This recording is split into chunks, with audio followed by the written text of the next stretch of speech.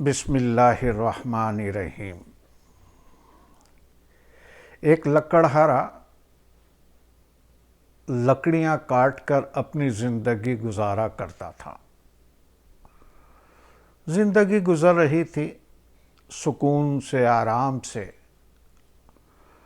लेकिन एक वक्त ऐसा आया कि बहुत बारिशें होने लगी, बहुत बारिशें होने लगी और इस बारिश के अंदर लकड़ियां काटना तकरीबन नामुमकिन हो गया। लकड़ियां काट नहीं सकता था। बड़ा अफसोस करता है। एक दिन गुजरा, 2 दिन गुजरा, 3 दिन गुजरा और इस तरह से हफ्ते भर तक बारिश होती रही और हफ्ता हो गया इसके घर में चूल्हा नहीं जला। यानी आहिस्ता आहिस्ता जो अनाज था वो ख़त्म होता चला गया और एक हफ्ते के बाद उसके पास कुछ भी नहीं बचा, कुछ भी नहीं बचा, सब खत्म हो गया। अफसोस कर रहा था और अफसोस करते हुए घूम रहा था दरख्तों के आसपास और घूमते घूमते उसको एक थैली मिली। थैली में कुछ पत्थर डले हुए थे। इसने उठाया, ख्यालों में गुम, सोच में गुम, कैसे गुजारा होगा, बीवी बच्चों का पेट कैसे भरेगा, ये सोच कर जा रहा है और थैली में से पत्थर से खेलता हुआ, पत्थर को उछालता हुआ, पानी में फेंकता हुआ जा रहा था और घर के पास पहुंचा तो उसे एक दुकान दिखी और दुकान में ऐसे ही पत्थर मौजूद थे। ये तो बड़ा हैरान हो गया। अब थैली में हाथ डाला तो सिर्फ एक ही पत्थर और मिलाया तो एक जैसा।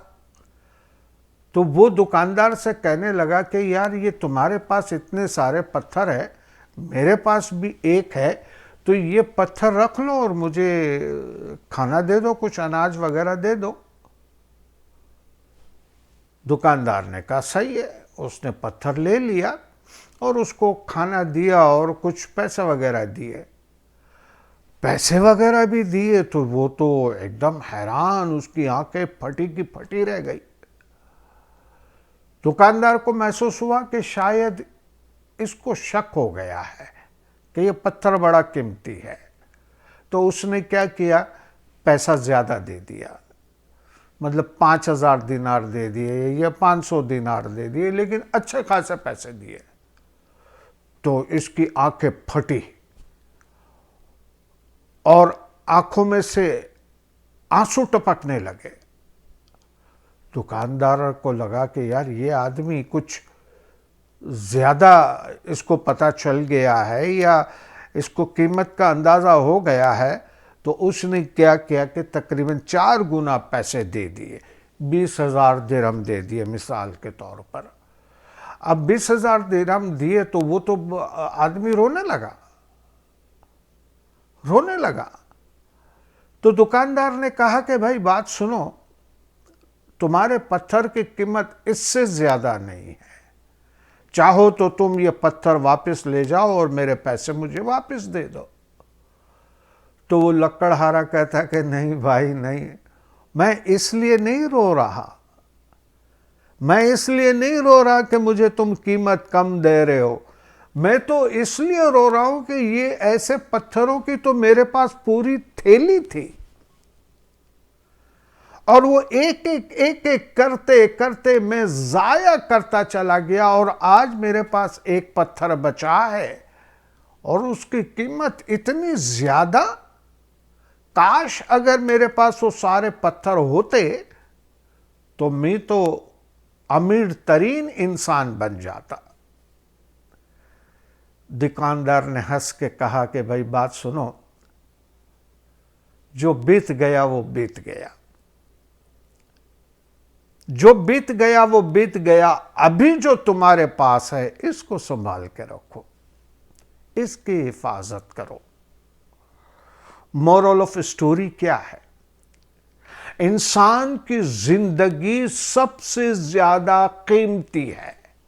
यानी अगर आप दुनिया के अंदर देखें कि सबसे ज्यादा, बहुत ही ज्यादा, एक्सट्रीमली एक्सपेंसिव चीज क्या है?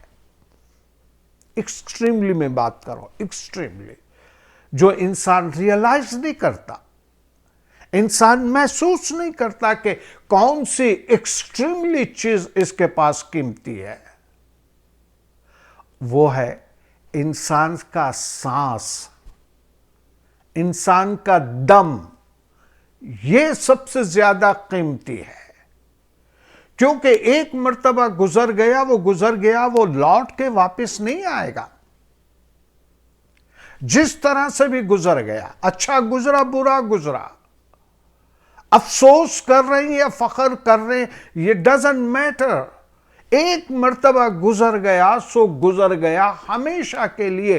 अब खुदा न खास्ता ऐसी हालत हो जाए कि मलिकुल मौत तुम्हारे पास आए और मलिकुल मौत को तुम ये कहो, गुजारिश करो कि मैं तुम्हें बहुत सारा पैसा देता हूं, बहुत सारी दौलत देता हूं, बहुत सारा सरमाया देता हूं, मुझे चंद सांस दे दीजिए, चंद सांस।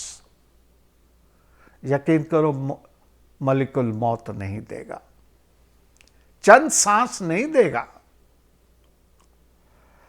तो इंसान के पास सबसे कीमती में कीमती जो चीज है वो उसका अपना दम है, अपना सांस है। हमारी पूरी जिंदगी के दरमियान ऐसे कितने सांस हमने जाया किए, कितने सांस जाया किए हमने, हम शायद गिन भी नहीं सकते। हमें शायद अंदाजा ही नहीं है कि हमने कितने सांस, जो कीमती सांस है, वो जाया कर दिए। बिल्कुल उसी तरह से जैसे उसने कीमती पत्थर जाया किए। वो पत्थर तो दुनियावी था, लेकिन ये जो जिंदगी दी है अल्लाह तबारक व ताला ने, एक एक सांस के सामने करोड़ों करोड़ों डॉलर भी रखो तो भी सांस की कीमत ज्यादा है, सांस की कीमत ज्यादा, एक सांस की कीमत।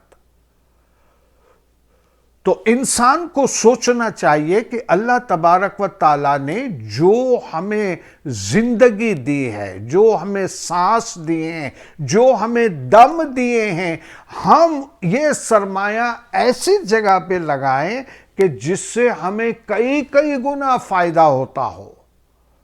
हम दुनिया के अंदर कारोबार कैसे करते हैं? इसी तरह से करते हैं कि कम कीमत पर लेके ऐसी जगह पर पैसा लगाते हैं कि जहां से हमें बहुत सारा मुनाफा हो। तो क्या ये हमारी जिंदगी हम ऐसी जगह इन्वेस्ट कर रहे हैं? हम हमारे दम, हमारे सांस ऐसी जगह इन्वेस्ट कर रहे हैं कि जहां से हमें बेपनाह फायदा हो, बेपनाह प्रॉफिट हो। अजीब सी बात लग रही है ना, डाइजेस्ट नहीं होती, क्योंकि हमारी जिंदगी तो इसी तरह से गुजर रही है। गपशप में वक्त ज़ाया हो जाता है, गिला गिबत में वक्त ज़ाया हो जाता है, और बहुत सारी चीज़ों में, क्योंकि हमें एहसास ही नहीं है, हमें एहसास ही नहीं है। जैसे कहते हैं ना, जैसे कहते हैं कि गधा है, उसके गले के अंदर हीरे के हार पहना दे, गधे को हीरे और सोने के हार पहना दे, तो गधे को क्या पता कि हीरे और ये सोना कितना कीमती है, उसको क्या पता। तो हम भी उसी मानीद है। अल्लाह तबारक व ताला ने हमें भी ये दम की सूरत में, सांस की सूरत में ये एक कीमती हार दिया है, लेकिन हमें इसकी कदर नहीं है, हमें इसकी अहमियत का पता नहीं है। जब पता चलेगा तब बहुत देर हो चुकी होगी। जब रियलाइज करेंगे तब शायद हमारे पास वक्त ना हो। इसलिए हमारी जिंदगी को इन्वेस्ट कीजिए, हमारे सांस को इन्वेस्ट कीजिए, अल्लाह तबारक व ताला के पास जमा करवाइए। पैसा जो जमा कराते हैं बैंक में, ये अल्लाह तबारक व ताला का बैंक ऐसा बैंक है कि इसमें अपनी दौलत जमा कराइए, और फिर जब वक्त आएगा तो यही जमा पूंजी काम आएगी, यही जमा पूंजी। छोटी सी मिसाल दे के बात खत्म करता हूं कि एक दरवेश बैठा था, उसके इर्द गिर्द उसके मुरीद, उसके चाहने वाले बैठे थे। वाज और नसीहत की बातें हो रही थी, बहुत अच्छी बातें हो रही थी। बादशाह का एक आदमी आया वहां पे और उसने कुछ दिनार दिए तोहफे के तौर पर, नजराने के तौर पर। उसने कबूल कर लिए।